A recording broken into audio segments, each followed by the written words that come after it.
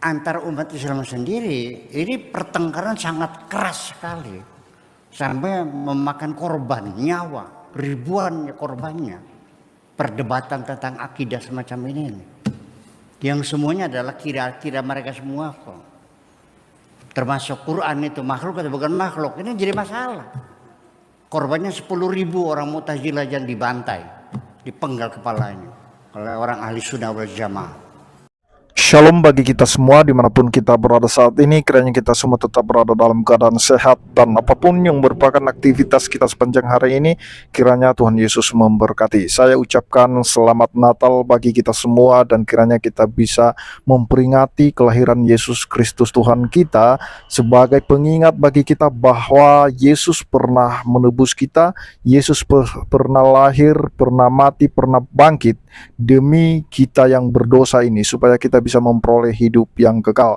Nah teman-teman, pada video kali ini saya akan membagikan kepada kita semua ada satu ceramah yang cukup menarik dari Kiai Biasakur, di mana dia membahas tentang bagaimana Muslim itu sendiri sering bertengkar. Kenapa? Karena mereka memakai dalil-dalil yang ada di dalam Al-Quran. Ini menurut Kiai Biasakur. Kenapa mereka bertengkar?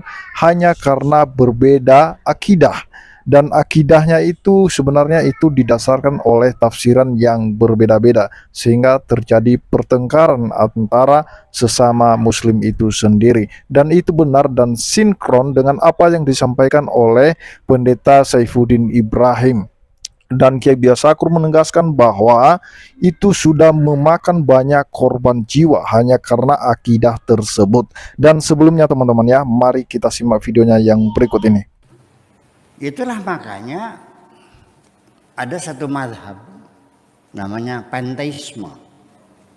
Panteisme itu bahasa Arabnya wahdatul wujud, seperti yang diyakini oleh Syekh Siti Jenar, oleh Al-Hallaj dan pengikut-pengikutnya, bahwa alam ini adalah manifestasi dari ketuhanan. Jadi alam ini adalah bagian dari ketuhanan yang bisa kelihatan kita. Tuhan yang hakikinya tidak bisa kita lihat. Yang kita adalah kesatuan Tuhan dengan alam semesta ini. Kan menjadi masalah. Kita bicara di sana, kita juga disalahkan. Kita bicara ini disalahkan.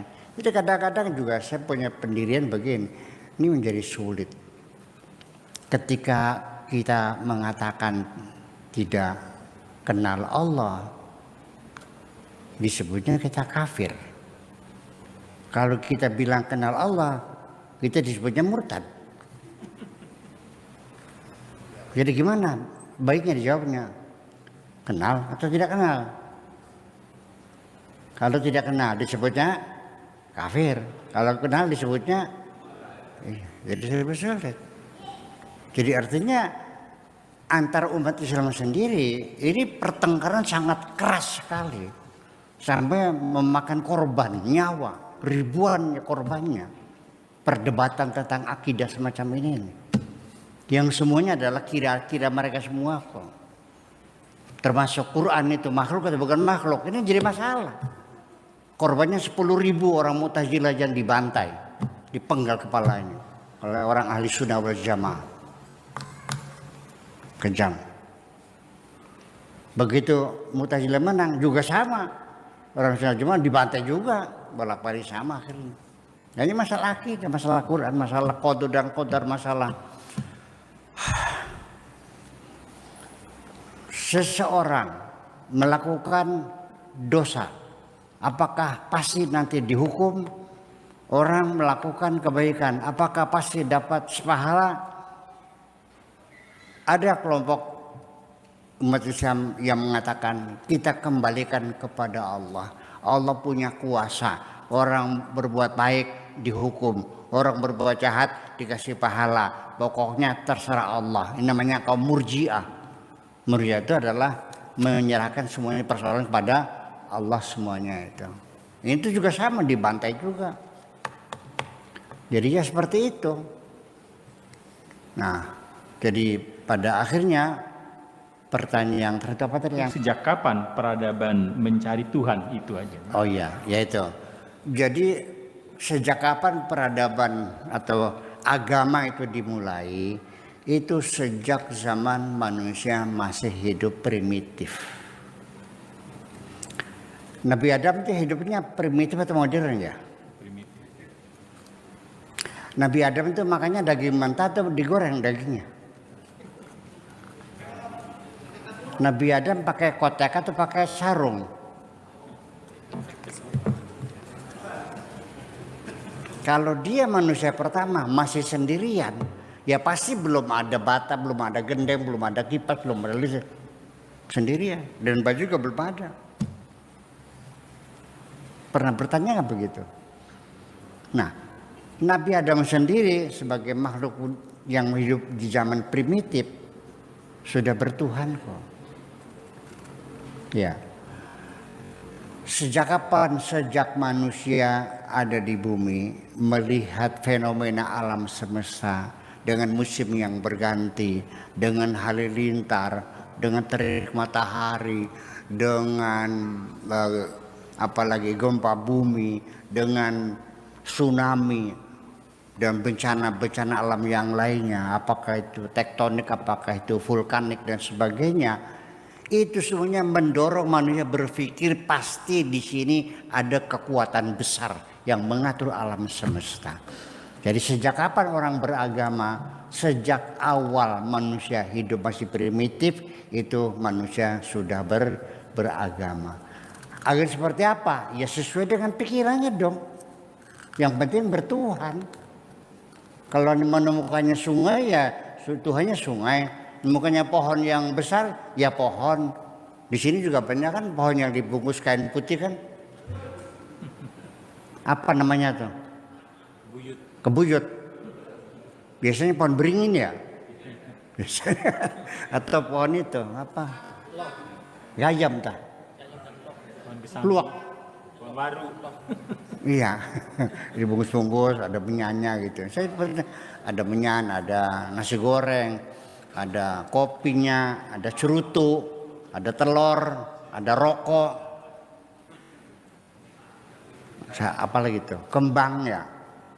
Kembang mawar, kembang melati, kembang kenanga dan sebagainya itu semuanya. Ya kita hormati aja. Mereka pasti ada Tuhan kok. Ya. Nah, kita sendiri sesungguhnya mengalami kesulitan ya untuk menerangkan Tuhan yang kita yakini kepada mereka yang primitif itu loh. Karena mereka pengennya kelihatan Tuhannya kan gitu. Sedangkan Tuhan kita kan tidak bisa dilihat. Itulah makanya bahwa kenapa di Indonesia ini agama Islam tersebar cepat sekali bahkan menjadi mayoritas. Karena dulu orang Indonesia itu pada zaman dahulu kala agamanya itu agama Kipatayang, Kapitayang. Kapitayang itu adalah agamanya orang Indonesia yang mereka mengatakan bahwa Tuhan itu tidak bisa dilihat. Berarti persis sama seperti Tuhan dalam agama Islam, laisa kamitslihi syai'un. Itu aja persoalannya kok. Jadi itu dia videonya, kita sudah mendengarkan apa yang disampaikan oleh Kiai Biasakur. Yang pertama tentang akidah atau tentang dalil atau tentang apa yang ada di dalam kitab suci mereka, yang dimana itu memakan banyak korban jiwa. Mungkin saja menurut Kiai Biasakur itu berdasarkan tafsiran yang berbeda-beda, sehingga ada yang menganggap satu sama lain itu adalah kafir, ada yang menganggap ini murtad. Seperti yang disampaikan oleh Kiai Biasakur tadi, dia mengatakan bahwa sangat sulit bagi kita kalau kita tidak mengenal Tuhan, kita dikatakan sebagai kafir. Ketika kita mengenal Tuhan, malah kita dikatakan murtad. Nah, sehingga terjadi perselisihan antara sesama atau seakidah atau seiman, atau bagaimana mereka bisa berselisih paham tentang apa yang ada di dalam kitab mereka itu sendiri, sehingga menimbulkan banyak masalah di tengah-tengah mereka itu sendiri. Nah, masalah peradaban mencari Tuhan tadi seperti yang ditanyakan oleh seorang pria tadi, itu sudah dijelaskan oleh Kiai Biasakur bahwa memang pengenalan akan Tuhan itu sudah dimulai sejak manusia pertama. Itu manusia terus-menerus, mereka tidak sanggup mencari Tuhan setelah mereka jatuh ke dalam dosa, tetapi yang mencari mereka adalah Tuhan. Sehingga ketika Adam dan Hawa jatuh ke dalam dosa dan mereka berusaha bersembunyi dari hadapan Allah, maka yang mencari mereka adalah Allah. Bukanlah mereka yang mencari Allah, tetapi Allah yang mencari mereka. Kenapa Allah mencari mereka? Karena Allah mengasihi mereka. Jadi itu saja yang perlu saya sampaikan. Kiranya Tuhan Yesus memberkati kita semua. Shalom.